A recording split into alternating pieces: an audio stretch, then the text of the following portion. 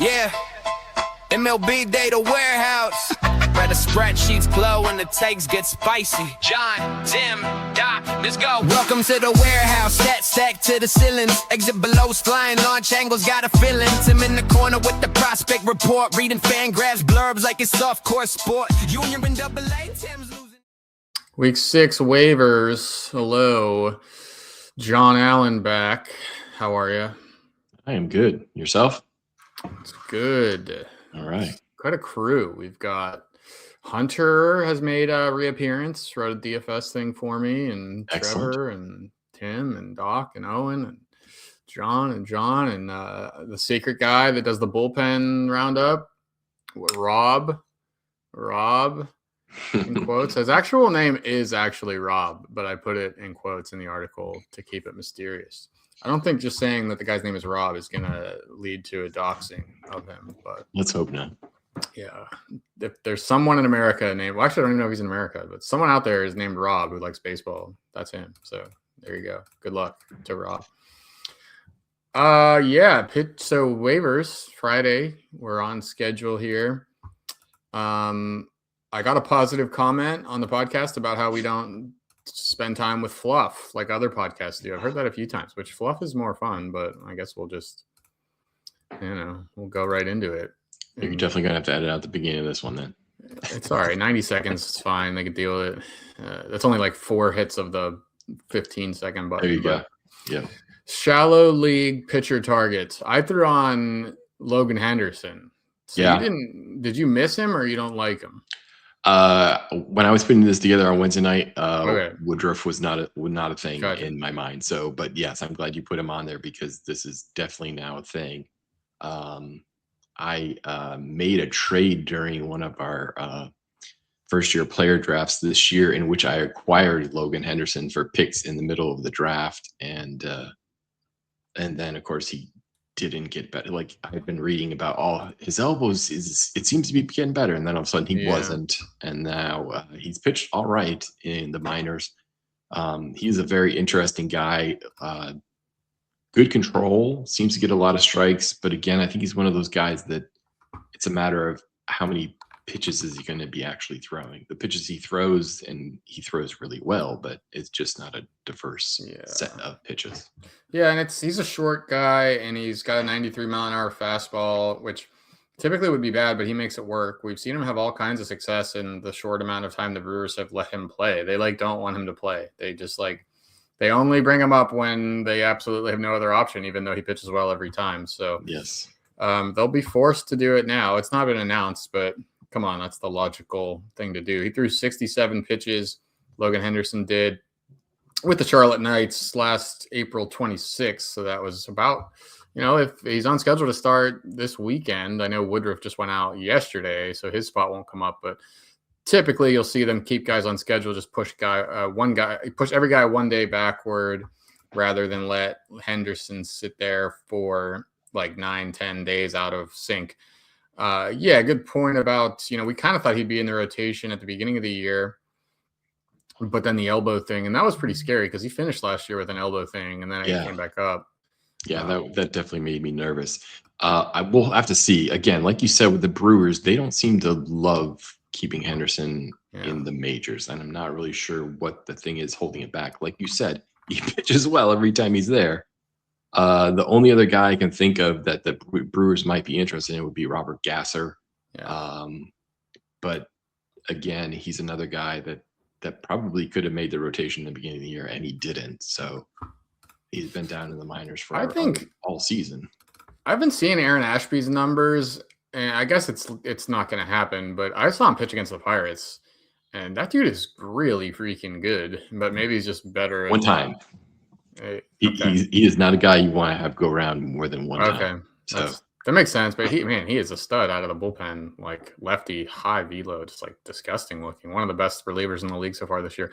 Logan Henderson, this is his game log for major leagues, just to drill this point home to be like, this doesn't make any sense. So last year comes up, I believe that was his major league debut, 6 innings, 1 run, 9 strikeouts against the Athletics.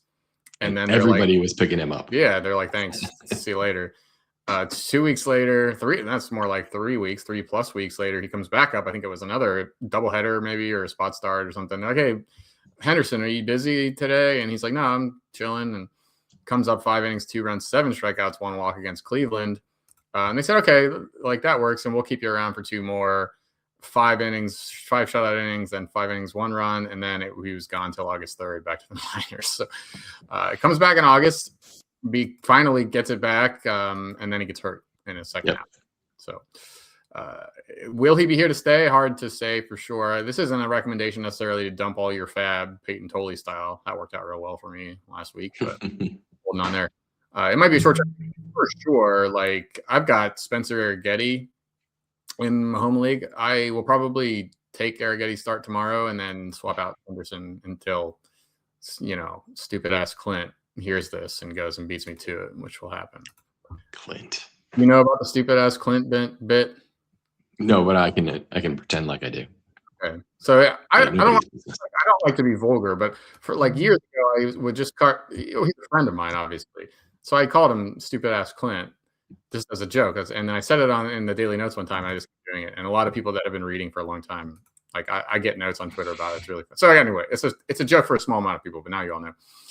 So that was me throwing him in there. Yeah, John does the bulk of the work on this. John Allen does this throughout the week. So that's a late pop-up here. Again, don't spend hundreds of, or 10, 20, 30% of your fab or whatever on it, but very likely to be a quite good pitcher in the short term, if nothing else. And maybe it'll stay. I mean, maybe it's just time. But again, the other problem is the elbow thing we talked about. Cade Cavalli threw him in here again, 20 strikeouts in the last 2 starts. We don't have to go over it again. Everybody's kind of back on it. I got to give you your kudos though, because I'm still not on the Cade Cavalli train, and you keep telling me to get on. So he keeps proving it. We'll see. Like you said, 20 strikeouts in the last 2 starts is amazing. Yeah, it's 2 starts. Before that, it was his Cade Cavalli. If we look at the year to date before these last 2 starts, he had a 19.4% strikeout rate and a 13% walk rate, and he was kind of lucky because he hadn't even given up a home run despite that, and plus like kind of a decent amount of fly balls that hadn't gone out. 2 starts in a row with what that performance we just mentioned brings the strikeout rate up 7 points to 26.6%. Walk rate's under 10%. Still just 1 home run given up. 20. That's 50 fantasy points in the last 2 starts. No guarantees, but he's got good stuff and pedigree, and he's in the rotation. He's definitely their best pitcher. So somebody there. Probably wouldn't roll him out there against the Yankees, Dodgers, whoever it may be, but decent. All right. These were your guys. Dustin May, yeah, quality start machine, kind of just doing things that are not. It's never going to be beautiful, but he's getting it done. Yeah, I'm as much as I'm not a Cade Cavalli guy, I'm probably even more of a not Dustin May guy. I've never been, and in fact, I always get excited when I have him on one of my orphan teams because I know that's like the first guy I'm going to trade, and there's always somebody else in the league that's like, oh my God, Dustin May, he's amazing. So he's on a hot stretch now. I'm assuming this is the pitcher that the Red Sox thought they were getting last year when they made the trade for him, and they did not. It only lasts for a while. He's generally been hurt for the most part, and when he hasn't been hurt, he's been ineffective. So, ride this while you can, but don't expect this ride to make it all the way to the end of the season. Yeah, 17% K rate on the year, 6.6% swinging strike rate. That is so bad. He pitches to contact, which Dustin May must have been like, I know the peak hype of him was what, 19, 20, 21, somewhere around there, like with the Dodgers. It was like 21, yeah. And like he was like the highlight reel guy. Like the sinker moved like nothing you'd ever seen before, and the velocity was always good, and the hair, all that was going on. Yes, the hair. Los Angeles. The flow was very impressive. Yeah. Still is. And I think that, like, based on that, we all thought he would turn into one of the best pitchers in the league. It's certainly a strikeout guy with the stuff he had. And maybe the injuries have taken away some of that. A lot of it's back this year with the velocity. He's up to 97 on the 4-seamer. But he's a good lesson learned in, okay, perceived stuff and velo don't really tell you all the time about whiffs, because apparently you need more than just velocity, and there's other movement components to fastballs, and whatever that is, he doesn't have it. But as you see on the screen, if you're watching, It's 6 innings, 1 run, 6 innings, 1 run, 5.1 innings, 1 run, 6 innings, 2 runs. So that's 3 out of 4 quality starts, not a ton of damage. And, 4, 4, 5, and 2 strikeouts. So whatever. If you're in leagues with quality starts like Dustin May, you can seemingly get that done. And it's worth pointing out, like, he's not the same guy as last year. More velo, still no strikeouts, but and a 385 BABIP. I think his BABIP will be high because he just kind of lets hard hit balls get into the play. 46.5% hard hit rate. A lot of times on the ground, but those can sneak through if they're hit hard. So, but 385 BABIP's gonna come down for Dustin May. So some maybe even good times ahead. I don't know if he can really come down much further in K rate. He could certainly do better in BABIP. Maybe the one thing is that the walk rate is probably not going to be this low for long, 5.4%. Dustin May. Mike Burrows. Here we go. So it's Cavalli and Burrows again. I got everybody to draft these guys all winter. They have just pitiful first 3-4 weeks. And now it's like I'm playing like trust me again, bro. Like the girl cheats on you. And then she's like, no, I won't do that again. Like, I won't cheat on you again. I promise. And that's what we're doing here. But this isn't my pick. You believe in Burrows too. I do. And I think because of the situation that the Astros are in, he has to pitch. So there's no other way for them to go. He seems to be turning it in the right direction here the last couple starts. Hopefully that's a sign of good things to come. Astros overall not looking great, but if I have a need, and probably I do, I'm looking at somebody like a Mike Burrows to fill in where I can. We'll see how he does today. I think he's pitching today, so we'll see how he does.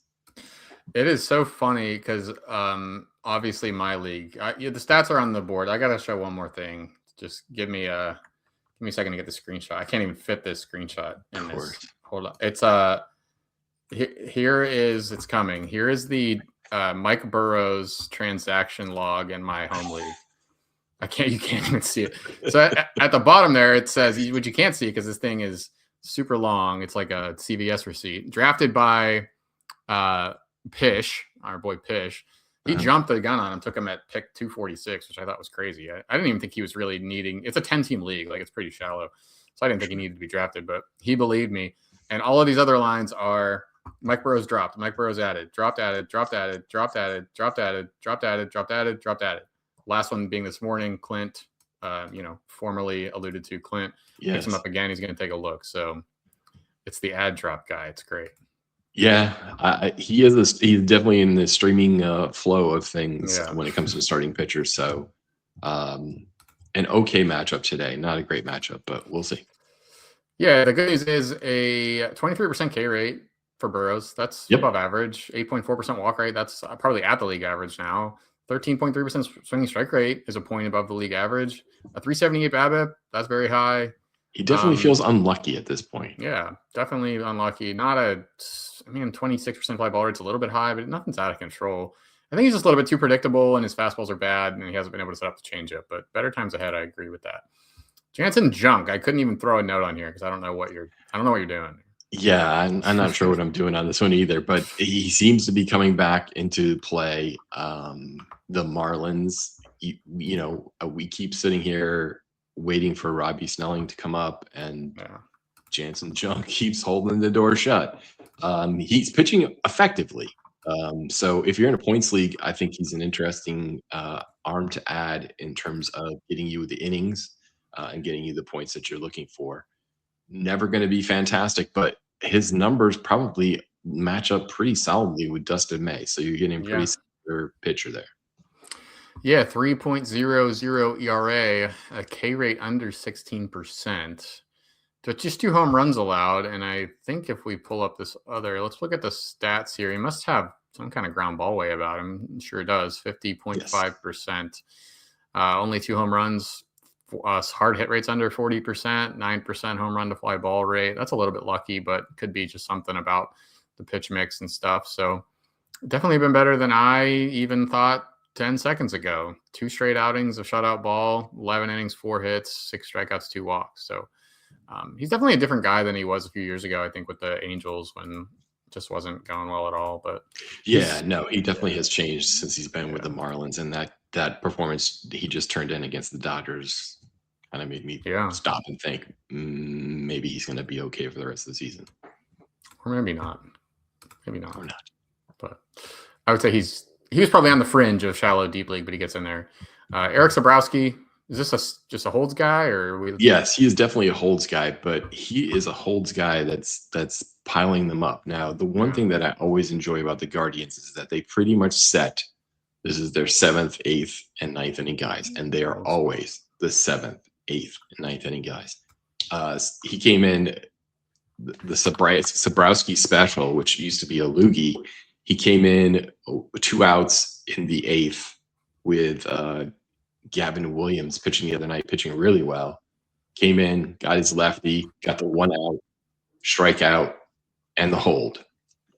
It was like the holy trinity of you only came in for 1 out at all. So he's a guy that I think if you're in holds leagues, I was picking him up everywhere I could before the season started. He is one of the younger pitchers they have. He is definitely a bullpen guy for them, and he is definitely going to be in the holds mix. And he is probably only an injury away from being their closer. So Cam Smith was Sabrowski last year for Cleveland, and then Cade Smith, and Cade Smith, sorry, and and then when Clase got suspended, boom, it all changed. Is Sabrowski lefty? Yes, that kind of works against him, but there's only here's a little trivia for the listeners and for you. I'll put you in the spot. There are 3 relievers with a higher strikeout rate in baseball, 3 pitchers total, looking at 200 pitch minimum. 3 pitchers in baseball with a higher strikeout rate than Eric Sabrowski, who's at 41%. You'll get the one, but let's see if you can get. Wow. I actually think probably Cade Smith is one of them. No, he's not. Who's the best closer in the league? That's a gimme. Well, obviously Mason Miller. 54% for Miller. One's Louis Garland, who might have some saves stuff in Toronto. And it's really funny. The second place guy is Jeff Hoffman, who just lost his job. How do you lose the closer job with a 54% strikeout rate? Everything else goes. Because when they're not strikeouts, they seem to be home runs or hit really, really hard. 50% ground ball rate too. He looks really good. That is an interesting thing. Those are 2 guys battling for the Blue Jays closer spot, and seems like they're rolling in relievers. So JAERA leaders this year. Just to drill home this point on Sabrowski, that's just like my little cute version of Sierra. Mason Miller is at 1.28. Dylan Lee, Jeff Hoffman, Adrian Morehone, Brian Baker, Fernando Cruz, Jack Perkins, who we'll get to, Andres Munoz, Jacob Mizurowski, Cam Schlittler, Anthony Nunez, Bradley Rodriguez, and then Eric Sabrowski, all under 2.8. So good stuff there. Let's go to deep league pitchers. And since I just mentioned it, let's start with there's one starter on here, but we got Jack Perkins, who I just mentioned. New Athletics closer, maybe? Possibly. That would be the smart move if you're the Athletics. I don't know that they're that smart, but they did pull him out the other night for instead of going with his usual multiple inning appearances, he was out there for just 2 outs and got the save. So maybe they figured it out that he's the guy that should be their closer. He definitely has the talent for it, the pedigree. It would be nice if he's 26 or 27, which would be a great time to find your new closer. So I'll be interested to see how he works out. He is definitely the most talented of the guys they have in the bullpen. On the screen here is our stats from the Athletics bullpen, and it's a 21% K rate as a group. The only guy over 26% is Perkins, and he's up there at 31% and a 5.5% walk rate. That's by far the best K minus walk in this group. Maybe the thing is they want him for multiple innings. He was a starter in AAA last year, but it's seeming like the pretty obvious choice that he's the guy, at least in the higher leverage and stuff. Again, maybe they value him more as a guy that can get 2 innings done rather than just 1 in a higher leverage, but I like that call for sure. Other guys here, Elmer Rodriguez. Well, let's wait for him. Let's hit these other 2. Jacob Latz, just possibly a new closer for Texas. And Antonio Senzatella. Yeah, I don't know that he's the new closer, but we just got. So Latz, I think I have no idea who's going to be the closer there. No one ever does in Texas. Because they seem to be changing every single day. But yeah, in Colorado, who knows? I mean, Antonio We're just was going to show terrible this. as a starter. But look at this. He is a totally due guy. His velo's up like 4 or 5 miles an hour. Like he's pitching so well. It's almost unbelievable. You see even on the screen that it's 6.65 ERA last year, but this year 0.46 ERA. He's been in the bullpen all year. 9 games, 2 saves. Again, even if you are the every time closer for the Rockies, that you still don't get many saves. When they do win, a lot of times it's at home, and those games are so high scoring that it's less common for it to be a close margin. So I just wanted to point out that, like, good for Senzatella, man. He finally figured something out after all those years. Like any other organization, this guy he'd be working, wherever else, not in MLB, but the Rockies just had to stick with him for those years to get innings. And now he's found something that's kind of working. Elmer Rodriguez. So he pitched for the Yankees, got the call up, didn't go super well, but you've got some stuff to say.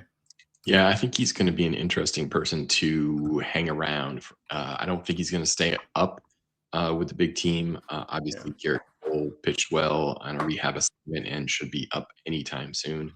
And Carlos Rodon following behind him. But it is interesting that they did drop Luis Gil down to the minors, who's been struggling.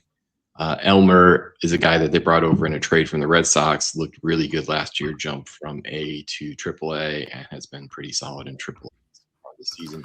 Not surprised that he was a little wild in his MLB debut.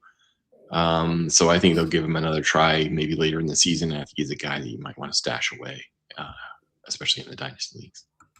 Yeah, Dynasty, maybe more. Well, it's kind of a sinker baller, like probably not a lot of strikeouts, only 26% in the minors this year. If you go back to last year for Elmer Rodriguez, sometimes known as Elmer Rodriguez - Cruz, but he dropped the Cruz this year. If you go to his MLB page, it's just Rodriguez. So, shortened up the name. That's caused me some problems in programming. But anyway, last year and this year combined 29% K rate in the minors. So he can do that. And and you never know if Cole or Rodon can actually come back and stay healthy. And then, like you said, outside of Schlittler and I guess Will Warren, still don't believe in him, but he's in the rotation. And then Ryan Weathers should be fine too. There's not a lot of jobs, but he should be the next man up, I think, if nothing else. Okay, shallow league hitters. Here we're back talking about Ildemaro Vargas. He keeps doing it, I guess. Yeah, graduated from our deep league targets now. He has. I'm pretty sure he had a hit last night, so he has a hit in every game this season. Wow, which is just amazing. You're right. Yeah. For a 34-year-old journeyman, never really done anything. He's the heater of heaters for that type, and still hitting with power. Just an amazing start to the season for him.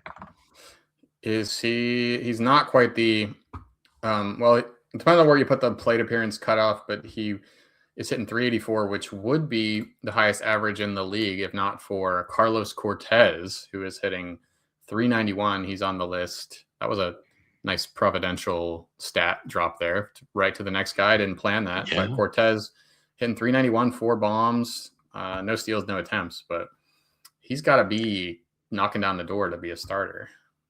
Yeah, especially with Brett Rooker just struggling, came back from injury, doesn't seem to have it.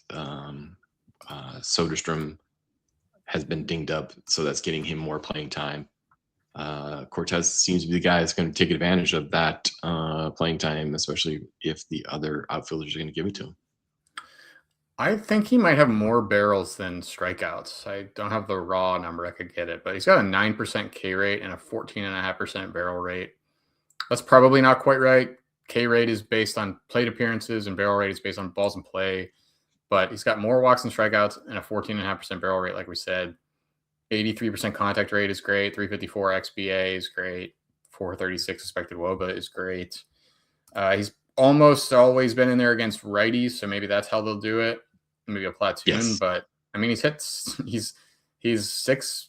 5 for 8 against lefties with a 390 expected WOBA, so he's crushing them too in 8 trips to the plate. But yeah, and he'll get more chances probably this week with all the dings and bumped up guys on the Athletics. So especially finishing this week at home.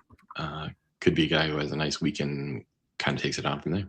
He's 28, so it's not a prospect budding, but we've seen it happen. Brent Rooker himself really was kind of a AAA guy for a while. He broke out at 26 or 27 or something like that, so can happen. Jason Dominguez, I was interested in him, wrote about him a little bit in one of the daily notes earlier this week. He got hurt. Is he fine?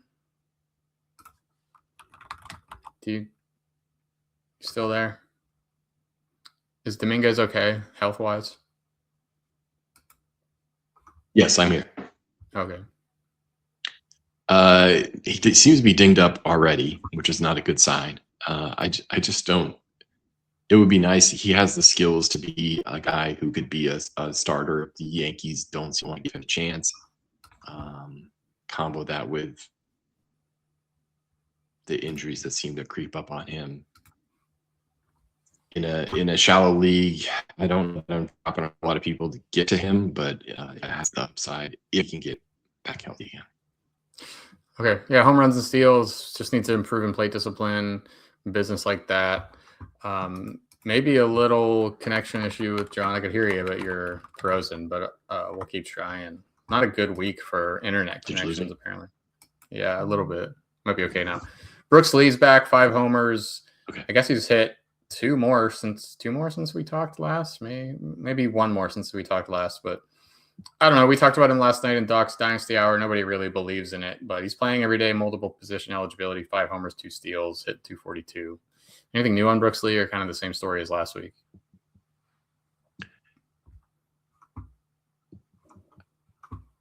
Yeah, I think as long as he's in AAA, he has work to do and should have a chance to put up some numbers.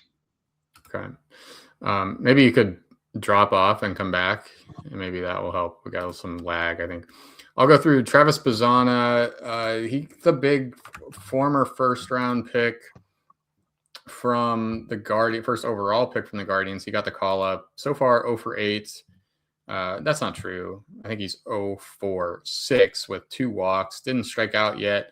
We kind of thought he would be maybe some steals, maybe a few home runs, but he's probably going to have a tougher time adjusting.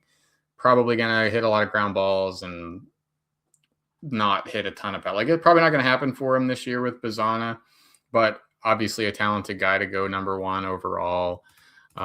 So I was talking about Bazzana. I don't really see it in the I think there's going to be this adjustment. I mean, even we've seen Connor Griffin he's stealing bases, but not the greatest. He's been pretty bad otherwise. But Bazzana, do you think this transition can go okay? I put him down as points leagues because he can definitely walk, but other than that, what do you think? There's a little bit of power there. I think he's got a little bit of JJ Weatherholt type ability to him. But like you said, I think the transition is going to be a little more difficult than what JJ has experienced so far this season. Okay. Hopefully they'll give him a chance to just get out there and play. Good. All right. Time to add Ha-Seong Kim. So we've got the 2 most similar names in baseball. We'll start with Ha-Seong, the Braves guy, starting a AAA rehab assignment this week. If the Braves, the Braves are playing great, everything's been fantastic. If there's one thing they need is a shortstop, and that's what they signed him to do. The injury in spring, which it's not a new thing. He's been hurt a lot, but coming back, is he like any kind of league ad, you think, or? Yeah, I mean, I've been holding him on in a 16-team league. He's been sitting on my IL waiting for a chance to get him in the lineup, especially second base is a tough place to fill, and he usually is still eligible there. He's going to get you some speed. He might get you some home runs. He hit no home runs with the Rays and then hit a bunch of home runs with the Braves last year and played the same amount of games with both teams. So hard to understand where he's going to land, but I think he's a guy that I'm interested to see what happens. He had a serious wrist hand injury, so not exactly the best thing to come back from. So I'll be interested to see how this rehab assignment goes and how he plays.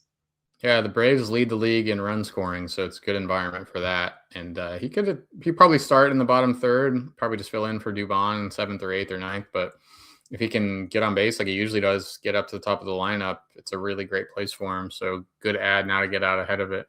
if you can. I threw on Hyesung Kim, the Dodgers guy playing second base. It's whatever. He was terrible last year. This year he's getting base hits and he's stealing bases. That's all I can really say positively for him. And he's not going to stay there unless he keeps hitting like crazy, I guess. With Betts due back in at least, I don't know, a couple of weeks, something like that. But Kim's hitting 296 with a 21% K rate, so that's good. It's got 1 home run, 5 steals, a 30% attempt rate. So hitting at the bottom of the lineup, he gets subbed out some. They don't really like him to be up in a big situation, as you can understand. But if you need a second baseman for some steals, the Kim on the Dodgers. But so Hasyang and Hyesung, however you want to say those. Deep league hitter targets. What's going on with Nathan Church here? You scratched him out. Yes, that was intentional. So there are times when you see things like this happen where he's a fairly young player, 25, has had a good week, hit 3 home runs, and you think, okay, this is it. He's breaking out. I don't think that's what's happening in this case. Yeah. Sometimes you just miss the great week that person's going to have for the whole season. And I think that's what has taken place with Nathan Church. Now, I could be completely wrong, but he has never shown great power.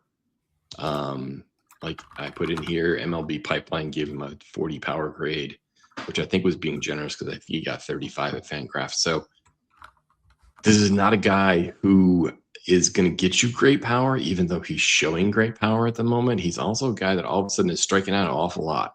So maybe he's selling out a little for power is what is happening, but yeah, that's not who he is. And there's a lot of competition coming up through the system with St. Louis. So I don't, I saw a lot of people picking him up over the weekend. I don't know that that's a guy that you're going to want on the team, but yeah.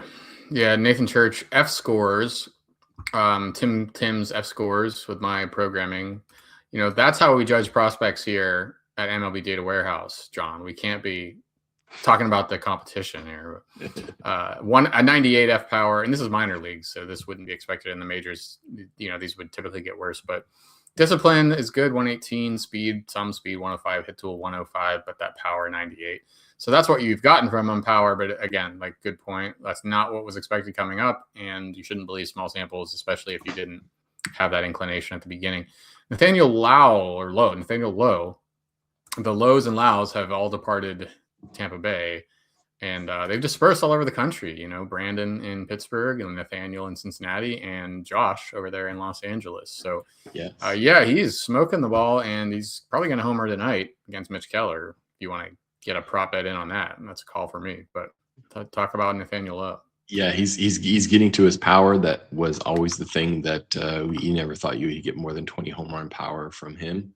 But now that he's gotten later in his career and hitting in a nice place like Cincinnati, he seems to be finding that power, and he seems to be finding the playing time, which initially this was not a guy that was expected to even make the opening day roster, and he has hung around and gotten into a number of games and is DHing now. So interesting. Yeah, they need it. It's been a 2-man show in Cincinnati, and Lowe is doing that. 18% air pull, so not the most EV in the world. I could spot that. 106.5 90th is actually better than I expected. 112.7 max. So he's got more than enough exit velocity. Just pulling it, hitting it in the air a lot. 13.6% barrel rate for Lowe. 59 plate appearances. So this could all change in a hurry. I mean, if you're talking about 60 plate appearances, that means if he gets 10 this weekend, that would be a sixth of his, or a little bit less, fifth of his season.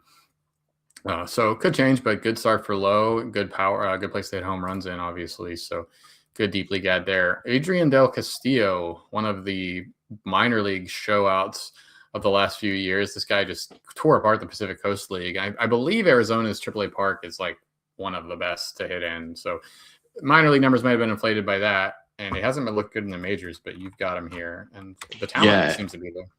I mean, he came up a few years ago and towards the end of the season and was just amazing at the end of the season, hitting over 300 in majors. Looked like he was going to be something. He was dinged up most of all of last year. He's come back. He was dinged up before the start of this season, had to come up when Gabriel Moreno went on the IL.